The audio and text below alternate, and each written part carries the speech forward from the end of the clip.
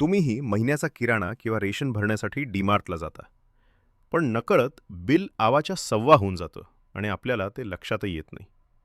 बरोबर ना? स्वस्तात सामान आणायला जाता आणि बिल आलं की धक्का बसतो. डीमार्टमध्ये सामान स्वस्त मिळतं हे खरं आहे. पण त्यांच्या नीट आखलेल्या प्लॅनिंगमुळे आपल्याकडून गरजेपेक्षा दुप्पट तिप्पट वस्तू विकल्या जातात आणि आपण त्यांच्या जाळ्यात अडकतो. ही त्यांची पूर्वनियोजित स्ट्रॅटेजी आहे. चला तर मग बघूया त्या नेमक्या कशा काम करतात.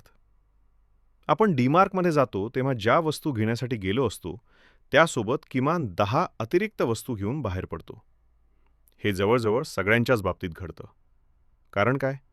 एकावर एक फ्री अशा ऑफर. गरज नसतानाही आपण तो प्रॉडक्ट घेतो.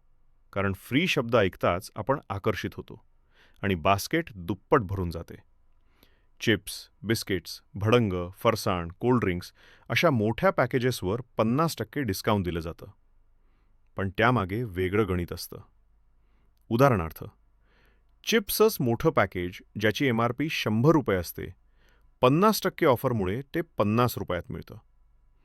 तुम्हाला वाटतं तुम्ही स्वस्तात घेतलं, पण खरी गोष्ट अशी की तो प्रॉडक्ट डीमार्टसाठी खास बनवलेला असतो. तो मोठा असतो.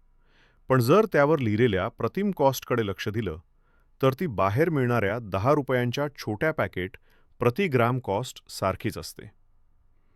गरज ₹10 चिप्सची असताना ऑफरच्या मोहापायी तुम्ही ₹50 पॅकेट घेऊन येता. आणखी एक स्ट्रॅटेजी म्हणजे गरजेच्या वस्तू सहज न दिसणाऱ्या शेवटच्या रॅकमध्ये ठेवतात. कारण त्यांना माहिती असतं की ग्राहक त्या शोधून घेणारच.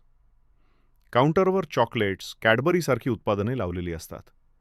कारण त्यांना माहिती असतं, बिलिंगच्या रांगेत तुमची मुलं शांत बसणार नाहीत आणि शेवटी तुम्हाला त्यांना शांत करण्यासाठी चॉकलेट्स विकत घ्यावी लागते.